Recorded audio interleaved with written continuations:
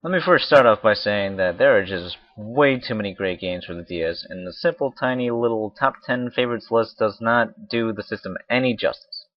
In my opinion, the DS library of game rivals the PS2's.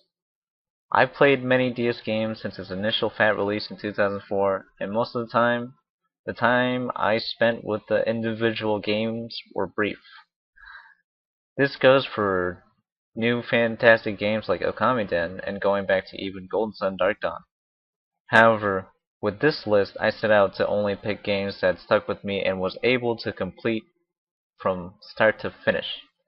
Without further ado, here's my top 10 favorite DS games.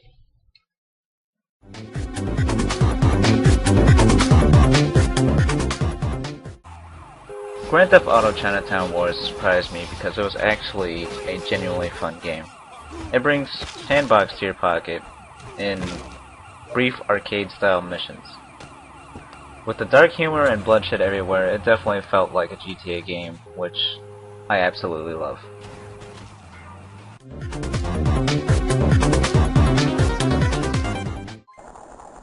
Phantom Hourglass gets a lot of flack for its control scheme, but I never had to fight with it for it to work. The dungeons were clever, the bosses were epic, and the sailing wasn't a bore fest. What more could I ask from a handheld Zelda?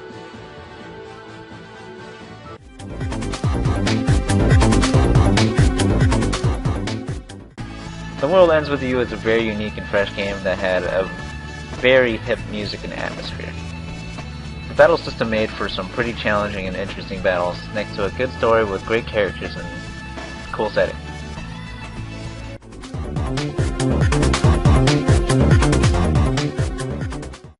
Professor Layton and the Curious Village is like a point-and-click adventure where you solve a ton of clever brain teasers.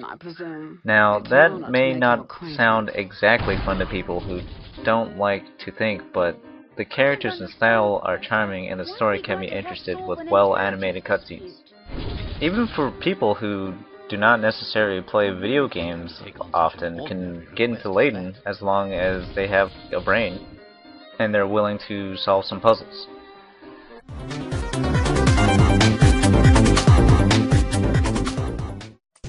Much like Layton, Hotel Dusk Room 215 is a point-and-click adventure where you solve puzzles here and there, but for the most part it was a novel. I felt a deep connection with the characters in Hotel Dusk because of the superb writing. Each one had a real personality and it was shown through their dialogue and actions. Although the main character's background wasn't explored in depth until the sequel to Last Window, the first game wrapped up the mystery of Hotel Dusk nicely.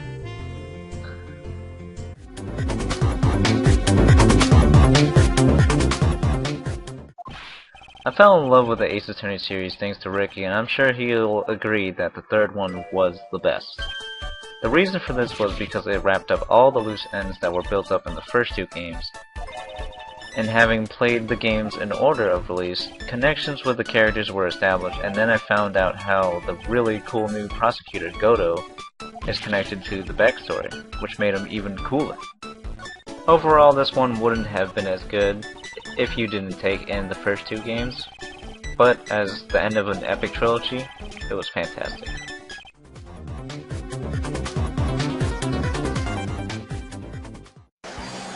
Advance Wars Dual Strike was one of the first games I bought for the DS, and I still play it now and then because there's just so much stuff to do and I still haven't done it all. The Advance Wars series is a turn-based strategy game very similar to Fire Emblem, except not as frustrating and hasn't gotten stale since Path of Radiance on the GameCube. This game had kind of a Marvel vs. Capcom feel to it, with the ability to pick any two COs, old and new, to do over-the-top tag Super CO powers, which lets you move twice while still dishing out global effects unique to each CO. There's just so much depth in the customizability that the game offers and would take too long to go into detail with it.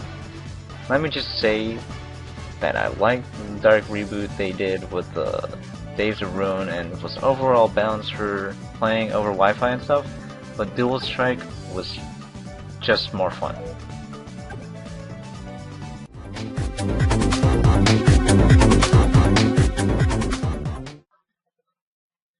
Pokemon Heart Gold / Soul Silver needs no explanation from me. Great classic game, remade for the DS, with a bunch of new stuff.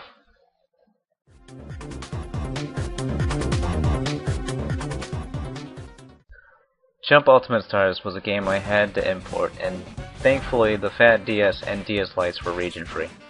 Unfortunately, I lost my original cartridge somewhere, and I'm like super bummed about it, but at least I know that I spent more than 99 hours on it, because that's when the in-game clock stops working, since it doesn't have any other placeholder value for it to go any higher.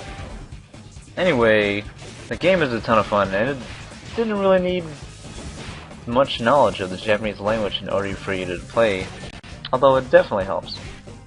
People say it's a Smash Bros. On the DS with jump characters, and that's probably the best way to describe it. Customizing and figuring out how to piece together decks was really fun, and then taking the deck into a fight over Wi-Fi with a bunch of other people was even better. That's something that Jump Superstars didn't have, and Ultimate Stars did have over Superstars. Yeah.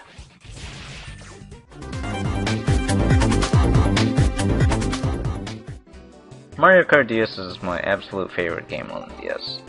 The Wi-Fi was ass, but it was Nintendo's very first attempt at net play for anything ever, so it's pretty understandable that it was terrible.